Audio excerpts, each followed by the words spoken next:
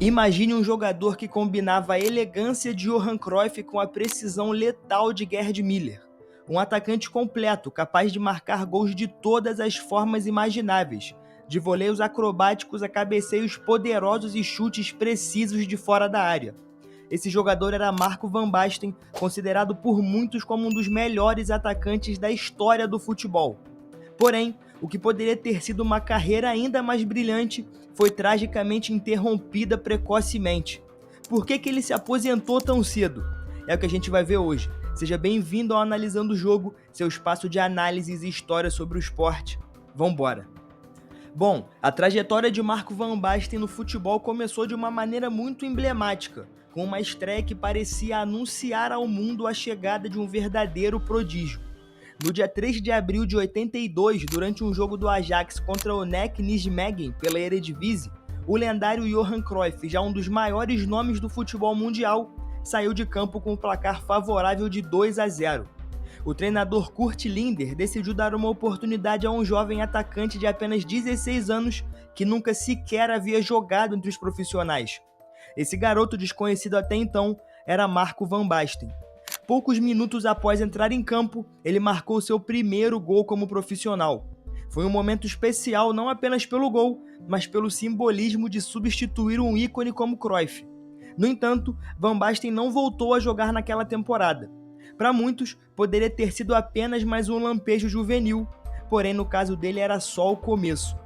Na temporada seguinte, 82-83, ele passou a ser observado de perto. Wim Kieft, um atacante consagrado e vencedor da chuteira de ouro, era o titular absoluto do Ajax. Van Basten, então com 17 anos, começou a competir por espaço e a sua força de vontade chamou atenção. Embora não fosse o principal nome do ataque, mostrou seu potencial em momentos importantes e aos poucos ficou claro que o Ajax havia encontrado seu próximo grande goleador. Portanto, quando Kieft deixou o clube ao final daquela temporada, Van Basten assumiu o papel de atacante principal. Com apenas 18 anos, ele se tornou a principal referência ofensiva do Ajax e começou a demonstrar por que muitos acreditavam que ele seria o sucessor de Cruyff como o rosto do futebol holandês. E ele não decepcionou, tá? Na temporada seguinte, 83-84, Van Basten explodiu em números e impacto. Ele marcou incríveis 31 gols em 32 partidas em todas as competições, uma marca impressionante para um jogador tão jovem. Na Eredivisie, ele terminou como artilheiro, marcando um gol a cada 18 minutos em média. A sua capacidade de finalização era fora do comum. Ele sabia aproveitar qualquer oportunidade, fosse em jogadas de bola parada, em cruzamentos ou em lançamentos longos. No entanto, apesar da sua brilhante performance individual, o Ajax não conseguiu conquistar títulos naquele ano. O time terminou em terceiro lugar na Liga Holandesa e foi eliminado da Copa da UEFA na segunda rodada. Ainda assim, Van Basten chamou a atenção de toda a Europa. Um momento particularmente curioso dessa temporada foi a partida contra o Red Boys, uma equipe de Luxemburgo, pela Copa da UEFA. Após um empate sem gols no jogo de ida, o Ajax aplicou uma goleada surreal de 14-0 no jogo de volta. Van Basten marcou 5 gols, mostrando a sua capacidade de dominar completamente a defesa adversária. Mesmo com a eliminação precoce do torneio, que eu falei anteriormente, ele terminou apenas 2 gols atrás do artilheiro da competição. Bom, a temporada seguinte, 84-85, só confirmou que Van Basten não era um fenômeno passageiro. Ele evoluiu ainda mais, marcando impressionantes 37 gols em 26 jogos na Eredivisie, com uma taxa de aproveitamento que beirava o inacreditável. A sua regularidade era algo nunca antes visto. Ele marcou em 73% das partidas que disputou e teve atuações memoráveis como os 6 gols contra o Sparta Rotterdam. Foi nesse ano, inclusive, que Van Basten conquistou a sua primeira e única chuteira de ouro, prêmio dado ao maior artilheiro dos campeonatos nacionais da Europa. No entanto, apesar de ter ficado novamente sem o título da Eredivisie, o Ajax venceu a Copa da Holanda e Van Basten se estabeleceu como a principal estrela do clube. No final da temporada, aos 22 anos, ele foi indicado pela primeira vez à Bola de Ouro, um reconhecimento da sua excelência individual. Porém, a maior consagração ainda estava por vir. Na temporada 85-86, o jogador consolidou-se como o maior nome da Eredivisie. Foram 43 gols em 43 partidas, um desempenho que levou o Ajax a uma das suas temporadas mais vitoriosas desde os tempos de Johan Cruyff. Apesar de não vencerem o campeonato nacional, o clube brilhou na Europa a conquistar a Recopa Europeia, com Van Basten marcando o gol do título no final contra o Lokomotiv Leipzig. O seu desempenho foi avassalador. O atacante era implacável dentro da área, muito habilidoso fora dela e possuía uma inteligência tática que o tornava um pesadelo para qualquer defesa. Portanto, aos 23 anos decidiu que estava pronto para dar o próximo passo em sua carreira. O Milan, sob a liderança de Silvio Berlusconi e com a ambição de dominar o futebol europeu, contratou o atacante holandês.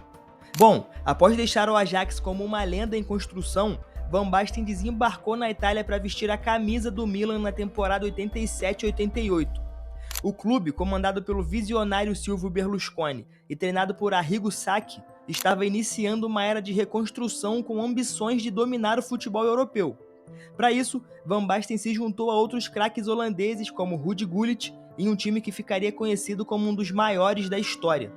As expectativas, claro, eram altíssimas, mas a adaptação ao futebol italiano, reconhecido por sua intensidade física e defesas implacáveis, não foi fácil.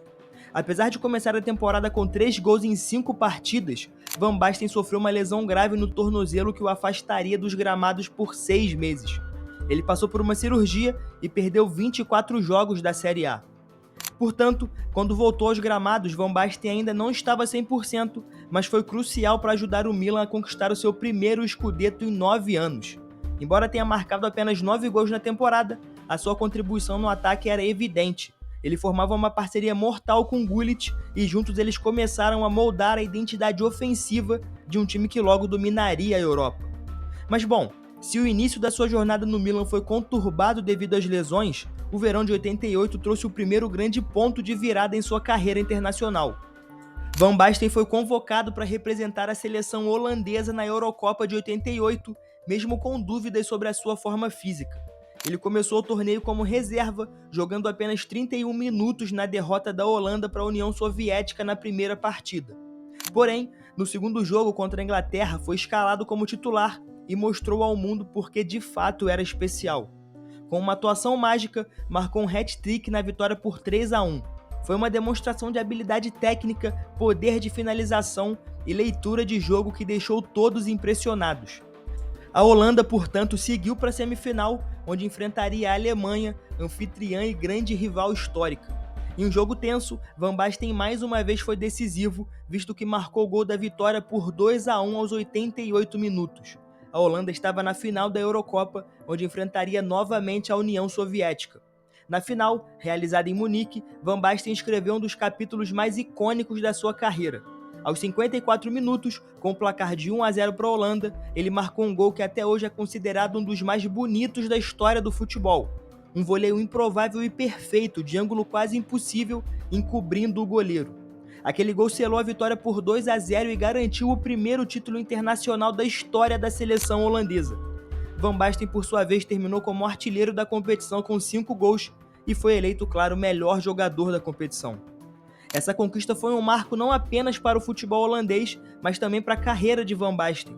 Ele voltou ao Milan como um dos jogadores mais celebrados do mundo e, mesmo lidando com dores no tornozelo, terminou o ano de 88 recompensado com a sua primeira bola de ouro, consolidando-se como o melhor jogador do mundo. Logo após, a temporada 88-89 também foi um divisor de águas para Van Basten. Livre de lesões, ele mostrou toda a sua genialidade ao liderar o Milan na conquista da Champions League. Durante a campanha europeia, ele marcou gols decisivos em todos os momentos cruciais. Ele fez o único gol na vitória sobre o Werder Bremen, marcou 2 na goleada contra o Real Madrid nas semifinais e outros 2 na final contra o Steaua Bucareste, que terminou 4-0 para o Milan. Van Basten foi o artilheiro da competição com 10 gols. Além disso, ajudou o Milan a conquistar a Supercopa da Itália, consolidando-se como grande destaque de uma equipe que começava a ser vista como invencível. A sua capacidade de adaptação ao estilo defensivo do futebol italiano, enquanto mantinha a sua eficiência no ataque, o transformou em um jogador único. Nesse sentido, em dezembro de 89 conquistou a sua segunda bola de ouro consecutiva, algo que poucos jogadores haviam conseguido até então. Ele era sem dúvidas o melhor atacante do mundo. A temporada 89-90 foi mais um reflexo da sua consistência e qualidade. Van Basten continuou marcando gols contra as maiores equipes da Europa e levou o Milan ao bicampeonato da Champions League. Embora não tenha marcado na final contra o Benfica, as suas contribuições ao longo da campanha foram inestimáveis, consolidando a sua reputação como um dos maiores jogadores da sua geração. No entanto, nem tudo eram flores. Apesar das atuações brilhantes, ele começou a enfrentar problemas com o técnico Arrigo Sacchi. A relação entre os dois era muito tumultuada e as diferenças começaram a afetar o desempenho do jogador. Além disso, Van Basten, claro, também enfrentava desafios físicos, com o tornozelo direito ainda sendo uma preocupação constante. Mesmo assim, ele encerrou a temporada como um dos principais nomes do futebol mundial. Aos 25 anos, Van Basten parecia estar no auge da sua carreira. Ele havia conquistado 2 títulos consecutivos de Liga dos Campeões, 2 bolas de ouro e estava em um time que dominava o futebol europeu. Porém, como a história mostra, os seus problemas físicos e a relação conflituosa com Sacchi seriam os primeiros sinais de que o brilho da sua carreira, embora intenso, poderia não durar tanto quanto o esperado. Bom, se a temporada 89 e 90 já havia deixado um gosto amargo devido às lesões e ao atrito com o treinador, a temporada 90-91 mostrou que os desafios na carreira de Van Basten estavam apenas começando. Apesar de ainda ser um dos principais jogadores do mundo, o seu relacionamento com Sacchi piorou drasticamente. O técnico, conhecido por sua rigidez e personalidade autoritária, exigia uma disciplina que muitas vezes colidia com a criatividade e o estilo de jogo de Van Basten. Isso afetou tanto o desempenho em campo quanto a moral do jogador. O holandês ainda conseguia marcar gols, mas a sua influência começou a diminuir à medida que ele se sentia sufocado pelo esquema do Sacchi. O Milan, que havia sido dominante nas temporadas anteriores, terminou o campeonato italiano sem brilho e foi eliminado precocemente nas competições europeias. Além disso, os problemas físicos de Van Basten também se agravaram. O seu tornozelo direito, que havia sido operado em 87, continuava causando dores constantes, forçando-o a jogar em condições bem desconfortáveis. No entanto, a grande virada veio mesmo na temporada 91-92. Com a saída de Arrigo Sacchi e a chegada de Fábio Capello, Van Basten encontrou um ambiente mais favorável. O novo treinador, embora também exigente, possuía uma abordagem mais flexível e sabia como aproveitar ao máximo o talento de seus jogadores. Portanto, sob o comando do novo técnico, o Milan voltou a dominar a Série A. Van Basten foi o artilheiro da temporada, marcando impressionantes 25 gols em 31 partidas na liga. Durante essa campanha, ele mostrou uma consistência incrível, chegando a marcar em 20 jogos consecutivos. Ele liderou o Milan ao título invicto da Série A, algo que jamais havia sido alcançado antes. A nível internacional, no entanto, a sorte não foi a mesma. Van Basten participou da Eurocopa de 92 com a Holanda e a equipe foi eliminada nas semifinais pela surpreendente Dinamarca. O jogador não conseguiu marcar um único gol no torneio e a sua atuação foi bem criticada. Para piorar, ele perdeu um pênalti crucial contra a Dinamarca, o que acabou selando a eliminação da Holanda. Contudo, apesar da decepção no cenário internacional, Van Basten começou a temporada 92-93 de forma espetacular. Nos primeiros 14 jogos da temporada, ele marcou 19 gols, incluindo atuações históricas, como os 4 gols contra o Napoli e os outros 4 gols na Liga dos Campeões contra o Gotemburgo. Ele parecia estar em sua melhor forma, jogando com uma confiança que não se via há algum tempo. Esse período culminou na sua 3ª bola de ouro, recebida no final de 92. Com apenas 28 anos, Van Basten havia igualado as marcas de Cruyff e Platini, tornando-se um dos jogadores mais condecorados da história do futebol. Parecia que ele estava destinado a dominar o futebol mundial por muitos anos. Porém, enquanto ele subia ao palco para receber o prêmio, a realidade era bem diferente. Van Basten estava se recuperando de mais uma cirurgia no tornozelo, realizada apenas uma semana antes. Apesar das atuações brilhantes no início da temporada, o problema crônico continuava a assombrá-lo. Quando finalmente retornou aos gramados, ainda longe da sua melhor condição física, enfrentou um dos momentos mais devastadores da sua carreira. Durante a final da Liga dos Campeões de 93 contra o Olympique de Marselha, Van Basten foi alvo de entradas duras dos defensores adversários. Portanto, aos 86 minutos, uma pancada brutal no tornozelo agravou ainda mais a sua lesão. Após essa partida, ele passou por mais uma cirurgia. Dessa vez, o diagnóstico foi sombrio. Os danos no tornozelo eram tão graves que o seu retorno ao futebol era altamente improvável. Van Basten passou a temporada 93-94 inteira fora dos gramados, observando de longe enquanto o Milan conquistava outra Champions League sem ele. No entanto, mesmo com o afastamento, ele continuava a luta para voltar.